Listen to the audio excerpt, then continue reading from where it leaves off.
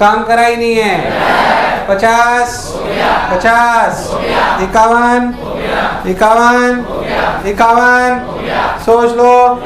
52, 52, 53, 54, 55, 55, 56, 56, 56 तक कोई तकलीफ?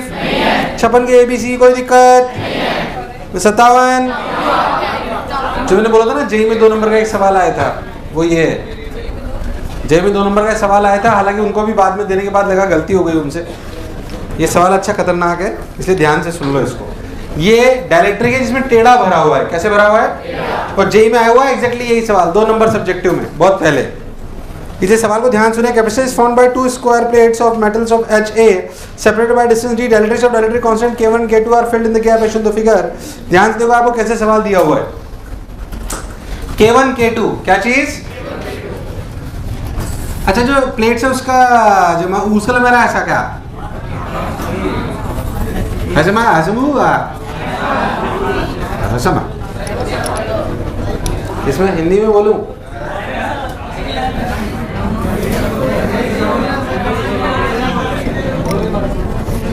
बोलो ही मत सर, लाइट बंद करो, सोते हैं थोड़ी देर।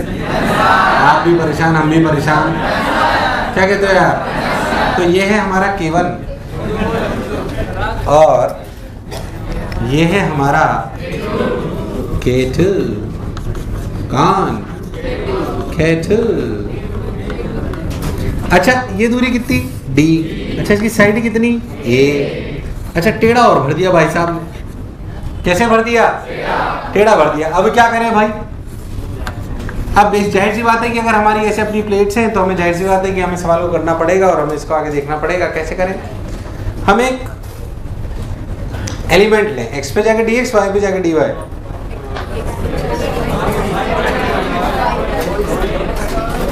या दोनों तरीके से हो जाएगा? चलो, मान लो मैं एलिमेंट लूं x पे जाके dx, x पे जाके dx, या y पे जाके, ऐसे dx dy से सभी एलिमेंट क्या हो जाएंगे? पैरेलल। पैरेलल होंगे कि नहीं होंगे? अच्छा, ऐसे y पे जाके dy ले लो तो क्या सब सीरीज होंगे या नहीं होंगे? नहीं होंगे। ये वही लॉजिक है जो मैंने गलती बताई थी तुम्हें जब 4 रखे थे। पहले समझना, खैर लेना ऐसे ही है, वैसे नहीं लेंगे, वो मैं बाद में समझा दूंगा वैसे क्यों ले रहे हैं, पहले प्रोसेस को समझ लो। अगर आप जब आपने x पे जाके dx का एक एलिमेंट लिया तो बेसिकली ये एक कैपेसिटर है कि दो? एक DC1 एक DC2। अरे भाई साहब, असलियत में जो आपने छोटा सा एलिमेंट लिया ना उसमें भी 2 कैपेसिटर हैं। एक में K1 भरा हुआ है और एक में मुझे लगा तुम्हें आया, एक में K1 भरा हुआ है और एक में। अब क्या करें? तो ऐसा समझो कि इसका अगर टोटल इक्विवेलेंट DC है, क्या है? तो अच्छा, ऐसे सब सीरीज पैरेलल, सीरीज पैरेलल, तो बेसिकली C इक्विवेलेंट होगा इंटीग्रल DC। C इक्विवेलेंट होगा, मुझे लगा तुम्हें आया। पर इस DC के भी सारे 2 है, एक DC2 एक DC1। अरे भाई साहब, और ये DC1 और DC2 आपस में सीरीज में, आपस में। तो अगर बहुत ध्यान से देखें ना तो 1/DC is basically 1/DC1 plus 1/DC2। यार मुझे लगा तुम्हें आया। 1/DC equals to 1/DC1 plus 1/DC2। नहीं आया? आया कि नहीं आया? तो 1/DC1 प्लस 1/DC2। अब क्या करें?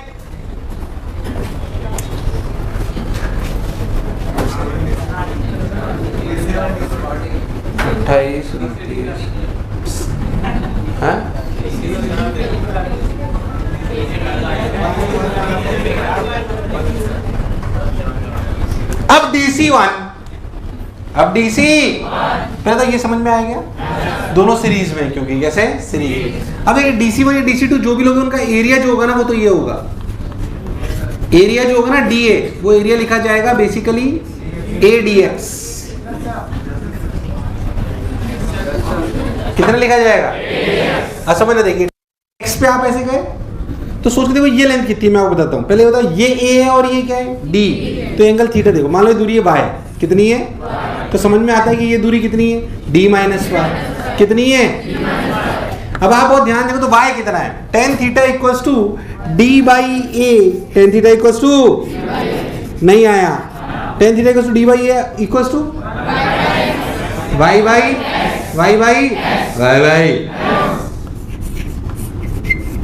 तो y के लिए कितनी आई, dx बाई ए, xd लिखो नहीं तो तुम कंफ्यूज हो जाओगे, अरे वो dx आ जाएगा ना।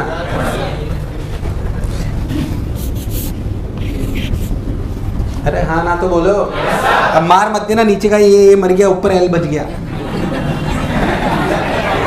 तुम्हारा कोई भरोसा। बाई को एक्स डी बाई ए। अब DC1 समझ क्या चीज है, DC1 है एप्सिलॉन नॉट ए, ए कितना, ए dx, K1 by D length कितनी है, d माइनस वाई, क्या मुझे लगाने तो मैं आया, तो देखो DC1 लिख रहा हूं, DC1 कितना, epsilon not a dx K1, epsilon के साथ K1 तो आएगा ही ना, epsilon not K1 a dx by d minus y, मुझे लगाने तो मैं आया। अच्छा DC2 बोलो सब लोग बोलो, epsilon not K2 a dx by y, नहीं आया, क्या कॉमन आ गया, 1 by epsilon not a dx, ये K1 और ये K2, यहाँ लिखेंगे तो K2d माइनस K2y और यहाँ पे K1y, तो देख क्या आया, K2d plus y K1 minus K2, यार मुझे लगाएं तो मैं आया, बाई K1 K2, क्या ये 1 बाई DC है कि DC है, तो DC उल्टा हो गया, क्या इसका इंटीग्रेशन ही मेरा आंसर है, इसका इंटीग्रेशन ही मेरा आंसर है। तो जब ऐसे लिखोगे तो ऊपर आएगा epsilon not a K1 K2 dx इधर अपॉन K2d, क्या चीज, प्लस y के लिए क्या है, xd बाई a, तो xd by a K1 minus K2, देखना कुछ गलती नहीं करूं, आंसर नहीं आएगा नहीं तो d कॉमन ले लो भाई, d कॉमन आ गया, a को ऊपर ले जाओ, a स्क्वायर आ गया, ये a आ गया।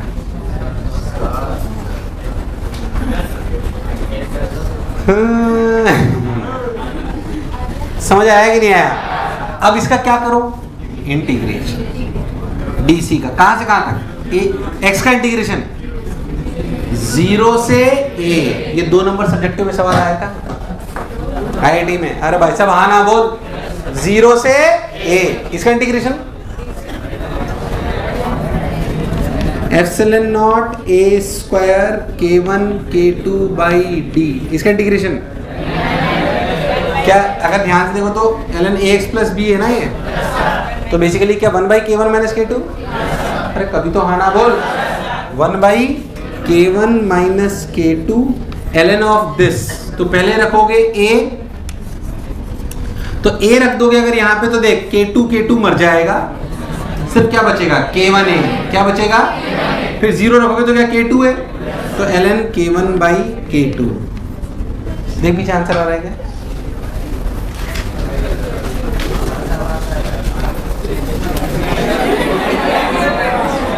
₹20 रुपए पैसे लेट आने के और 50 रुपए साथ आने के। तो आ जाओ, पहले देखो आंसर आ गया क्या, अरे आ गया क्या, वैसे क्लास इलस्ट्रेशन भी लेता हूँ पर मेरे को लगा थोड़ा तो बहुत तुम ट्राई कर लो, तो तुम देखते ही समझ गए होंगे, तो ये वही वाला है जो मास्टर बताएगा।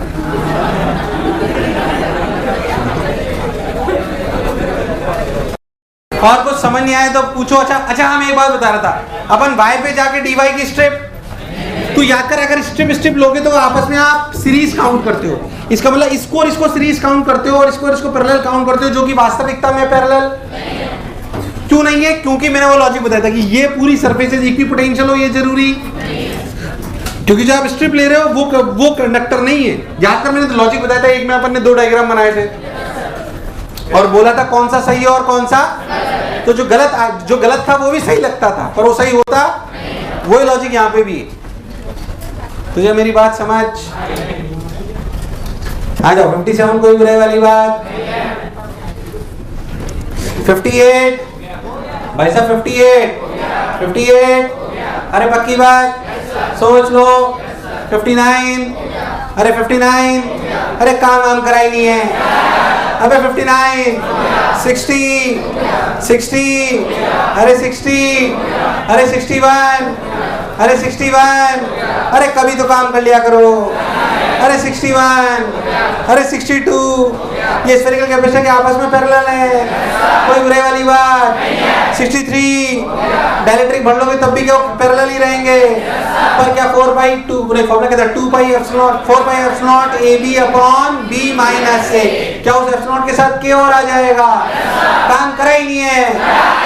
64 सवाल बढ़िया है पर मैंने क्लास में कराया था A मिनिमम वाला, तुम भूल गए भाई साहब। याद है मैंने कहानी सुनाई थी कि कितना मिनिमम एरिया चाहिए, याद है वो अपन डाइलेक्ट्रिक से तो ब्रेकडाउन वोल्टेज से लाए थे, इसलिए सवाल अच्छा है ये। 64 कई लोग तो पूरी एससीआर में करते ही नहीं है, बस उस सवाल पर टिक लगा देते जिसमें बोलता हूँ ये सवाल अच्छा है, सिर्फ यही करूंगा, ऐसा तो नहीं करते तुम लोग? 64 65 66 66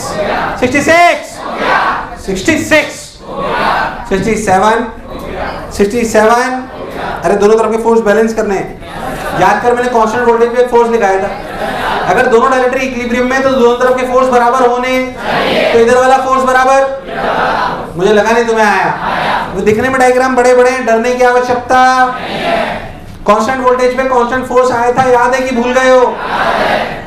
68 क्लास में बताया, क्या डाउट है? ऐसे जब करता हुआ समझाया था पूरा, जो फोर्स है उससे डाउट, बस डायग्राम देख के छोड़ दिया। आखिरी सवाल वो भी अच्छी अर्मा और इतना बड़ा डायग्राम, और मैं याद कर मैंने कांस्टेंट फोर्स से क्या कांस्टेंट एक्सेलरेशन आया था, फिर मैंने बताया था कि ऑसिलेशन करेगा, तो यहाँ पे साइड कितनी दे रखी है? L क्या दे रखी है? क्या फोर्स का फॉर्मूला याद है पहले बताओ? तो L दूरी चलने के लिए लिखेंगे हाफ ऑफ AT स्क्वायर, क्या लिखेंगे? ध्यान से देख, तो ऐसे लिखोगे आप, बता दो फोर्स का फॉर्मूला वही, L equals to half of AT square F/m, F वही जो मैंने आपको क्लास में लिखाया था, इनटू T स्क्वायर। क्या ये टाइम होगा डायरेक्ट्रिक का इधर से इधर आने में? इधर से, फिर क्या इतना ही टाइम इधर से, फिर इतना ही टाइम इधर से, फिर इतना ही टाइम इधर से, तो जो भी टाइम यहाँ से आएगा वो उतना कि 4 गुना, उतना 4 गुना। पे करूं या समझ आ गया है? एकदम पक्का? हाँ, इसके है ना, तुम चाहो तो ये जो सॉल्ड एग्जाम्पल्स है वो पढ़ लेना, अच्छे इलस्ट्रेशन है इसमें अच्छे इलस्ट्रेशन है सॉल्ड एग्जाम्पल्स। किसमें सॉल्ड एग्जाम्पल? HCO में सॉल्ड एग्जाम्पल्स अच्छे हैं इसके, इसलिए पढ़ लेना घर पे अगर समय मिले तो, सॉल्यूशन है प्रॉपर, इसलिए पढ़ लेना एक बार, सॉल्ड एग्जाम्पल्स पढ़ लो, बल्कि अगर कभी भी टाइम मिले तो सॉल्ड एग्जाम्पल्स कर लिया करो HCO वर्मा के। 1 कहाँ तक कर दी? 25 तक कर दी, शाबाश। आइए एक्सरसाइज 1 25 तक हो गई, कोई बुराई वाली बात? आगे बढ़ते हैं। 26 काम कराए, 27 28 पक्का, 29 30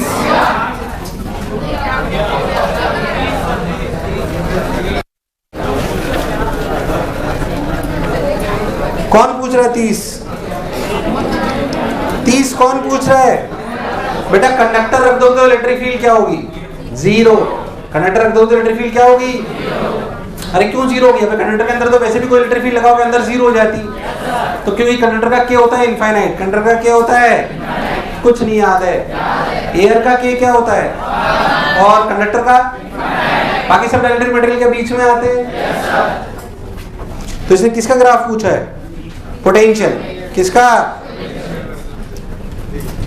तो जहां पे इलेक्ट्रिक फील्ड 0 होगी वहां पे पोटेंशियल कांस्टेंट, घटेगा फिर कांस्टेंट, फिर घटेगा फिर घटेगा, फिर तो मैं दूर दूर तक समझ।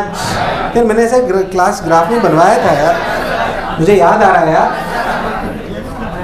31, 31, 32, 32, पक्की बात, 33, 33, फिर वो ज्यादा लाइनों की वजह से छोड़ देगा, सवाल में कुछ है नहीं।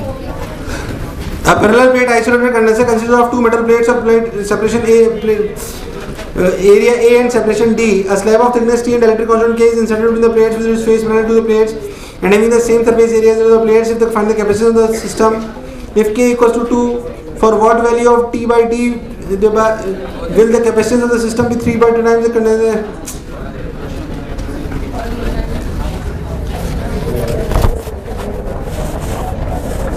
वैसे कैपेसिटेंस कितनी है इसकी?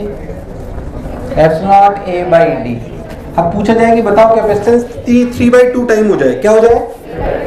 3/2 टाइम, मतलब 3/2 of epsilon A by D हो जाए। बताओ तब टी जो इसमें डायलेक्ट्रिक डाला गया जिसका डायलेक्ट्रिक कांस्टेंट के, याद कर ऐसे का फॉर्मूला होता था epsilon A D minus T plus T by 2। तुम्हें नहीं आया? अरे याद है, भूल गया तो के का के लिख तो दिया। अरे सही तो है।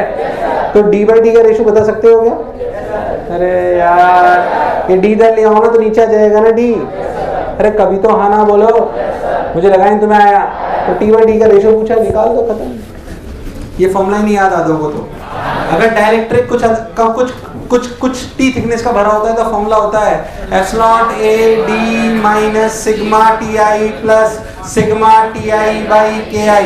फॉर्मूले रटने पड़ेंगे तभी सवाल हो गए, वरना होना पॉसिबल, जो तुम नहीं रटते हो।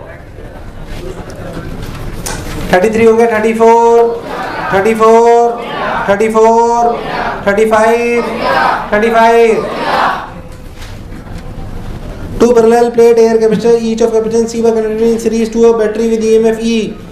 Then one of the capacitors was filled with uniform dielectric with relative permittivity K. What amount of charge will flow through the battery? इसमें क्या हो गया बे?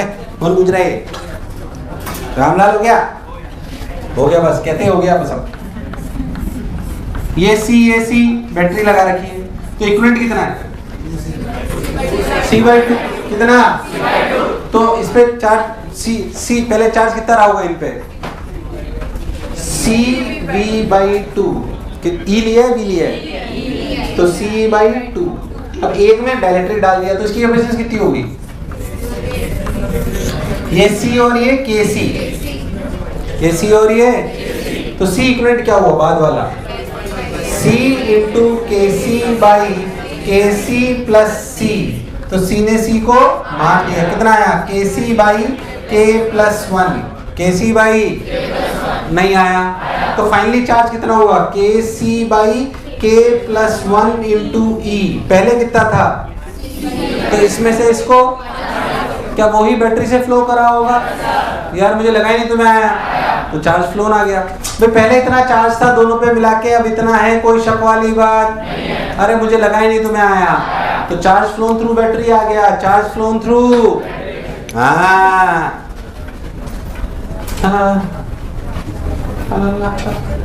36, 37 भाई साहब 37। अरे बात नहीं 37, सोच लो 37 कोई बुराई। 38, 38 अरे सोच लो, अरे 38, अरे 38,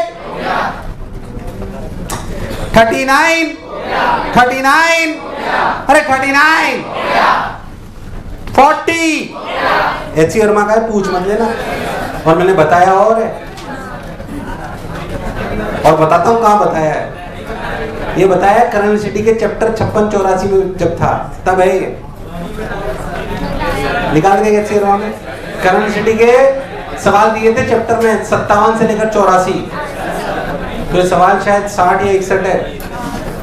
देख कौन सा है, तो 56 to 84 के बीच में होगा, देख। हाँ ये वाला कौन सा नंबर बोल है? 60। देख तुमने जब एचसी वर्मा जितनी बार खोली है ना तुमने, उतनी बार मैं डिस्कस कर चुका हूँ।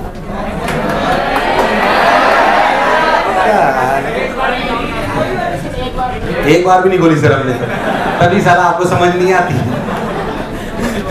41, 41 आखिर तुम्हारे बैच में तो डायलॉग भी नहीं मार सकते, तो साला खुद ही की बेइज्जती होगी, तुमने खोली कहाँ है ज्यादा, है ना। 41 कोई बुराई, सोच लो। 41 में कोई कष्ट। 42 अरे आवाज नहीं। 42 43 44 44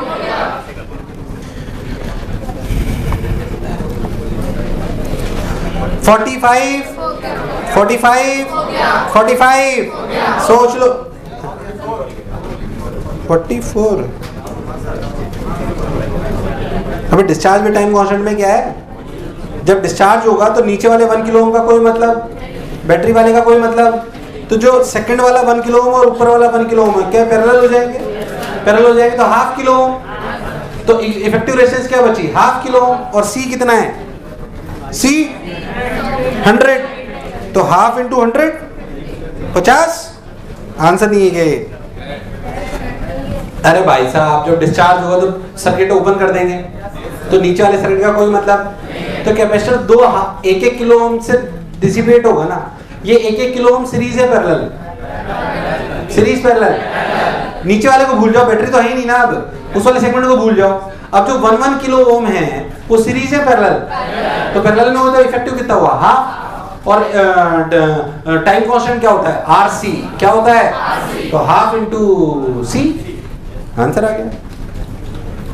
ऐसे ही 3-4 लाइन का डायग्राम, 3-4-5 लाइन का सवाल, इसलिए आपने छोड़ दिया, बाकी सवाल में कुछ भी नहीं है, माँ फर्जी। 45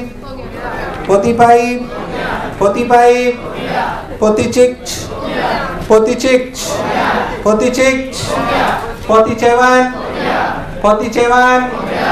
48